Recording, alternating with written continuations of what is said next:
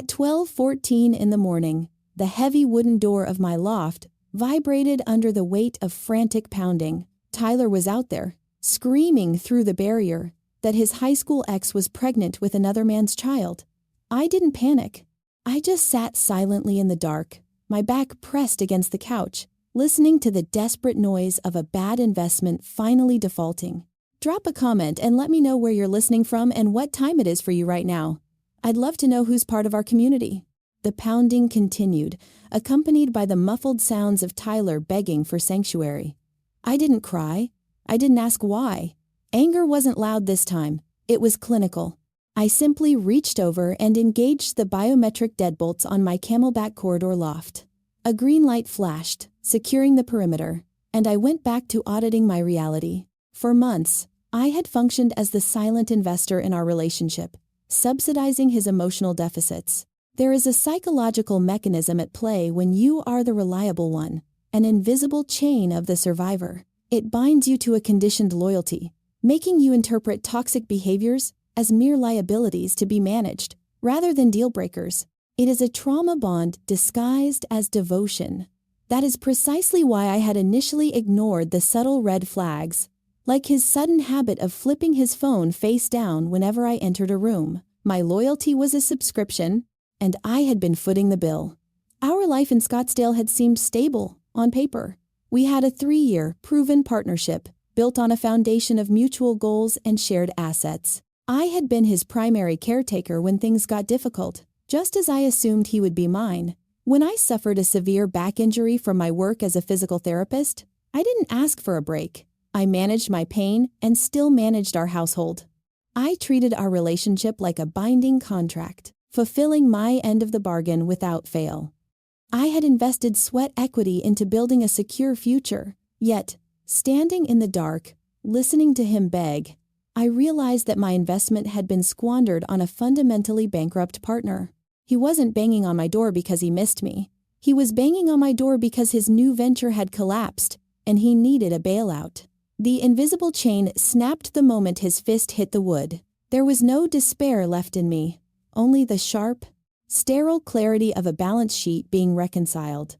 I rubbed my eyes, attempting to summon a sliver of regret or nostalgia, but there was absolutely nothing, just the satisfying click of a deadbolt sealing out a liability. The rapid implosion of our 3-year relationship wasn't a tragedy. It was a necessary market correction. I continued to sit on the floor, analyzing the timeline. The biometric lock represented more than just physical security. It was a hard boundary, closing the account on a man who had drained my reserves. During those weeks in Scottsdale, while I was recovering from my injured back, I had rationalized his emotional absence. I thought he was just stressed. I diagnosed his distance with the leniency of a caretaker, failing to see that he was already auditing other options. The invisible chain kept me tethered to the belief that endurance would eventually yield a return on investment. I convinced myself that surviving the difficult phases would guarantee long-term stability. But loyalty is a currency, and Tyler had taken my premium deposits and spent them elsewhere. Now, the market had crashed on his end, and he was outside my door, bankrupt and panicked, seeking the shelter I had meticulously built. I did not move. I let the green light of the deadbolt serve as my final answer. He was no longer my asset to manage, nor my liability to cover. The catalyst for this bankruptcy was astonishingly mundane. 3 weeks ago, Tyler received an email out of the blue from Brittany, his high school ex-girlfriend, asking for coffee. It was a simple transaction on paper, a brief catch-up between old acquaintances, but within exactly 21 days, the man I had built a life with liquidated our partnership. He turned into a complete stranger, methodically packing his duffel bags while hired movers loaded his record collection into a van. He didn't offer an apology or a negotiation. He offered a flawed rationalization. He looked me in the eye and claimed that a 15-year history with an adolescent flame somehow outweighed a 3-year, proven, adult partnership. He traded a blue-chip investment for a nostalgic penny stock. The immediate fallout was entirely logistical, and I approached it with the cold precision of an auditor. We were scheduled for a luxury desert destination wedding in just a few weeks. The venue, an exclusive resort surrounded by arid dunes and imported succulents, required a $7,500 deposit. It was entirely non-refundable. I didn't break down sobbing over the lost capital. I simply opened my laptop, pulled up the contract, and began clicking cancel on every associated vendor. The caterer, the florist, the string quartet. Each cancellation was a line item struck from the ledger. My designer wedding gown, a silk creation that had required 3 fittings, went straight to a high-end consignment shop. I didn't gaze at it lovingly or mourn the wedding that would never happen. It was an unused asset, and I needed to recoup whatever percentage of the cost I could. It wasn't revenge, it was accounting. In the span of 3 weeks, I systematically dismantled a future that had taken 3 years to plan. I removed myself from shared bank accounts, severed my name from utility bills, and untangled our joint credit lines. Every action was decisive. There was no hesitation. I evaluated my position, secured my own financial borders, and let him walk away with his duffel bags. He thought I would fight for him, that I would beg him to honor our commitment. He was shocked that I simply stopped playing along.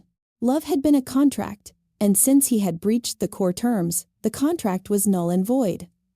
I absorbed the financial losses, filed them under expensive life lessons, and continued operating my life. He wanted the teenage fantasy, and I handed him the full, unglamorous reality of leaving.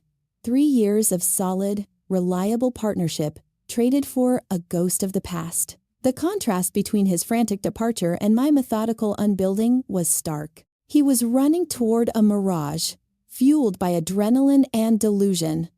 I was standing firmly in reality, ensuring my own foundation remained unshaken. The $7,500 lost to the desert resort stung, but I categorized it as an exit fee, the price of admission to a drama-free future. I meticulously documented every canceled check and every redirected mail forward. The consignment of the gown yielded a modest return, which I immediately transferred into my personal savings. I was no longer a silent partner. I was the sole proprietor of my life.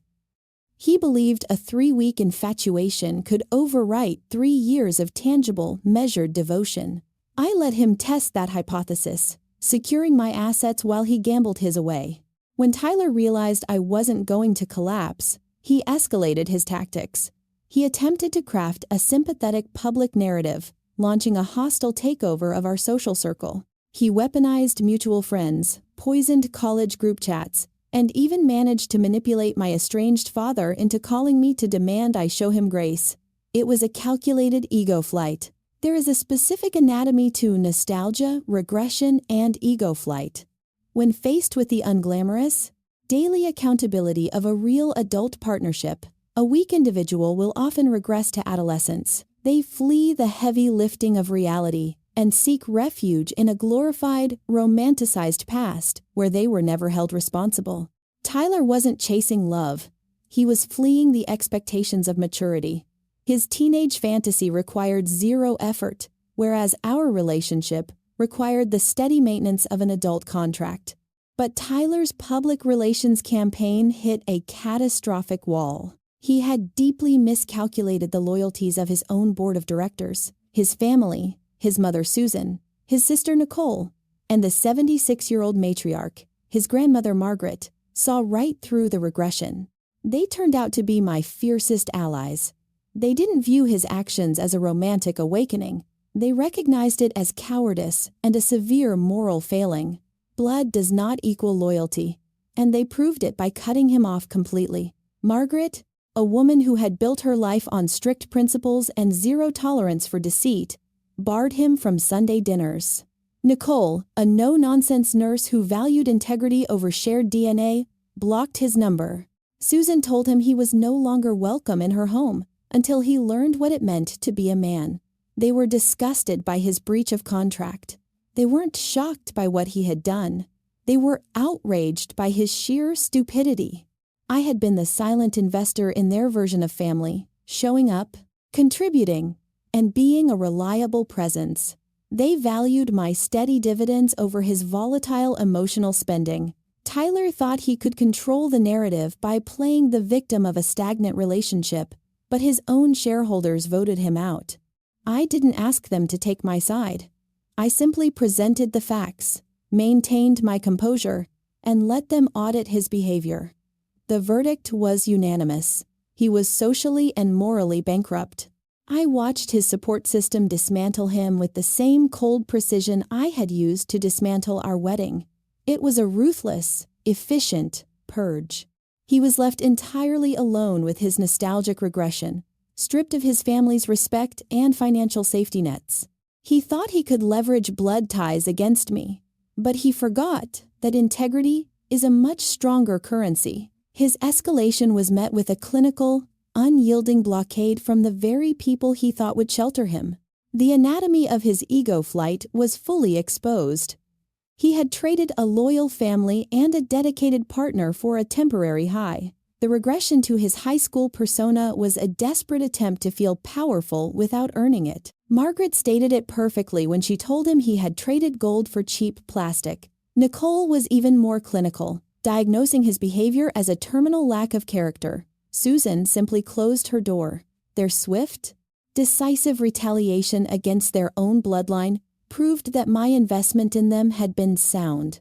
I had built genuine, high-yield relationships with these women, based on mutual respect and accountability. Tyler, blinded by his own adolescent fantasy, failed to realize that family affection is also a business transaction, requiring continuous deposits of trust. He had overdrawn his account, and they permanently closed it. While Tyler's public narrative collapsed, I was focused on the legal logistics of unbuilding my life. I was reviewing lease agreements and severing the last of our shared utility accounts when a new variable entered the equation. I received an anonymous direct message on Instagram. The sender was Caleb. He introduced himself clinically as Brittany's live-in boyfriend of 2 years. He was the whistleblower, and the data he provided was the criminal twist that obliterated any remaining illusion of Tyler's grand romantic escape. The message contained a detailed, devastating disclosure. Brittany wasn't a long-lost soulmate waiting for Tyler in the wings. She was simultaneously auditioning 2 men for the role of her provider. Caleb laid out the timeline with brutal clarity. While Tyler was destroying our 3-year partnership and liquidating his future, Brittany was maintaining a secure residency with Caleb. She had kept Tyler on the hook as a gullible financial fallback option, a secondary investor to be utilized in case her primary venture failed. And the most lethal piece of data: Brittany was pregnant with Caleb's child. She had crafted a calculated trap, and Tyler had walked right into it, eager to play the hero in a nostalgic fantasy. I sat at my kitchen island, reading the screenshots and verifying the timelines Caleb provided.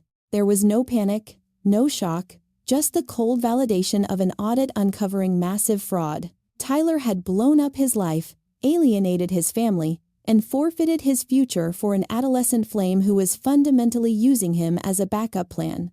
The sheer magnitude of his gullibility was staggering. He had believed he was the lead in a romantic comedy, but he was nothing more than an uninsured asset in a con artist portfolio. I replied to Caleb, thanking him for the data transfer, and filed the information away.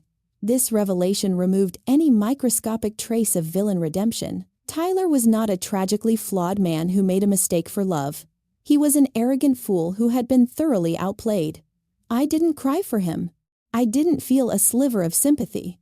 I merely updated the balance sheet. He had burned down a luxury desert wedding, forfeited $7,500 and severed ties with a loyal family, all for a woman carrying another man's child. The criminal twist was short, sharp, and devastatingly absolute. I closed my laptop, poured a glass of water, and reviewed my own position. I was secure, solvent, and entirely insulated from the incoming blast radius. Tyler's grand escape had been a fraudulent scheme from the start. He thought he was outsmarting me, upgrading his life for a more exciting model. Instead, he had signed a contract that guaranteed his absolute ruin. The precision of Caleb's disclosure left zero room for interpretation. He provided dates, text logs, and irrefutable proof of Brittany's dual auditioning deceit. Tyler had been manipulated with astonishing ease, blinded by his own ego flight. I felt a profound sense of relief that my biometric deadbolts were secure. I was standing safely on the shore, watching a spectacularly bad investment sink to the bottom of the ocean. The trap Tyler fell into was of his own making, constructed from his own arrogance and desperate need for adolescent validation. The whistleblower's message was the final piece of evidence I needed. The audit was complete, and the liability was entirely his. This brings us to 12:14 in the morning, the culmination of Tyler's disastrous investment. The frantic pounding on my wooden door finally paused. I stood up, walked to the entryway, and accessed the security camera feed. Tyler was not alone. Standing behind him, looking weary and thoroughly disgusted, were his sister Nicole and his grandmother Margaret. He had dragged his family here, expecting them to facilitate his re-entry. He believed that with them present, I would have no choice but to provide shelter, to grant him emotional absolution now that his teenage fantasy had collapsed into ruin. He expected the reliable, caretaking partner to open the door and manage his crisis. I disengaged the biometric deadbolts. The door swung open, and Tyler stepped forward, his face pale, his eyes pleading for a bailout. Before he could utter a single excuse, I delivered the crushing truth. I didn't raise my voice. I spoke with the clinical finality of an executioner delivering a verdict. I spoke to Caleb, I said, watching the color completely drain from Tyler's face. I know about the 2-year live-in relationship. I know about the dual auditions. I know you were nothing more than a gullible fallback option. And I know she is pregnant with Caleb's child. The silence in the hallway was absolute. I delivered the data right in front of his family, stripping away any narrative he might have prepared. I exposed the absolute truth of his humiliation. He wasn't a tragic romantic. He was a mark. He had burned down his own life for a woman who viewed him as a financial safety net. Margaret stepped forward, her 76-year-old posture rigid with fury. She did not offer him comfort. She offered a ruthless rebuke. "You are a fool," she told her grandson, her voice echoing in the quiet corridor. "You traded a woman of substance for a cheap illusion, and you have humiliated this family for the last time." Nicole simply shook her head, her face a mask of clinical disgust. They didn't look at him with pity. They looked at him like a bad debt they were finally writing off. Tyler tried to speak, tried to beg, reaching out a hand to ask for sanctuary. I stepped back, crossing my arms. "There is no version of tonight where you cross this threshold," I told him. "Your account here is closed, permanently." The power flip was absolute. The man who had confidently packed his duffel bags 3 weeks prior was now a bankrupt beggar in my hallway. They weren't shocked by what he had done. They were shocked that I had stopped playing along. I looked at Margaret and Nicole, nodding once in mutual respect, then stepped back into my loft. I pulled the heavy wooden door shut.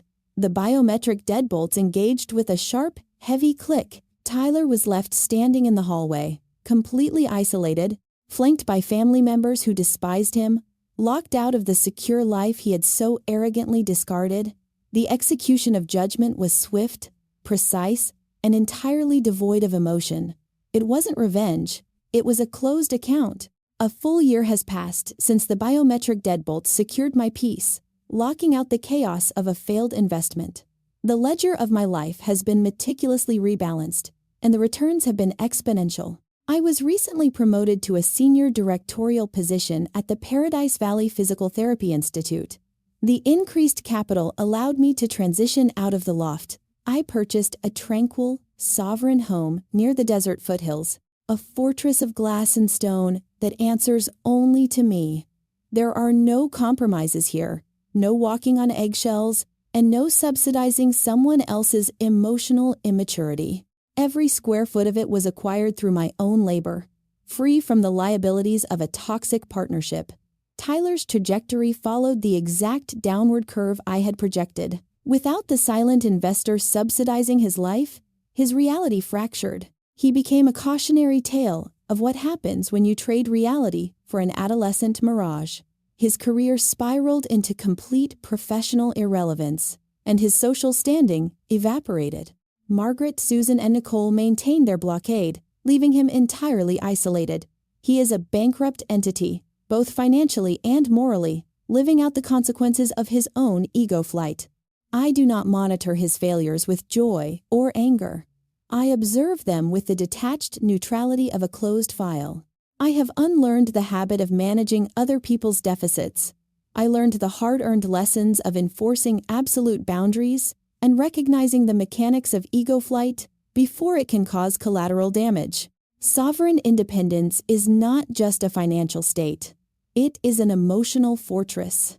As I stand on my patio, watching the sunset cast long shadows across the desert floor, I feel a profound shift in my perspective. The clinical armor I wore to survive that night was necessary, but it is no longer required. I've come to realize that surviving betrayal leaves a specific kind of ache, one that many of us carry silently. To those listening who have always felt like you are living on the edge of someone else's life, the ones who over-deliver and under-receive, waiting to be chosen, waiting for your loyalty to be reciprocated, this letter is for you. I know the pain of not belonging, the quiet exhaustion of being the reliable cornerstone, while someone else receives the grace and priority you so desperately earn. You are not a safety net for a reckless partner. You are not a fallback option to be utilized when their primary schemes fail. You do not have to accept the scraps of someone's nostalgic regression. The courage to cut toxic ties is the most terrifying, yet liberating, action you will ever take. Forgiveness isn't always for the other person. Sometimes, it's the only way to set yourself free. But forgiveness does not require re-entry. You can forgive someone while permanently revoking their access to your life. Your peace is worth more than any history, and your sovereign independence is a sanctuary no one can breach.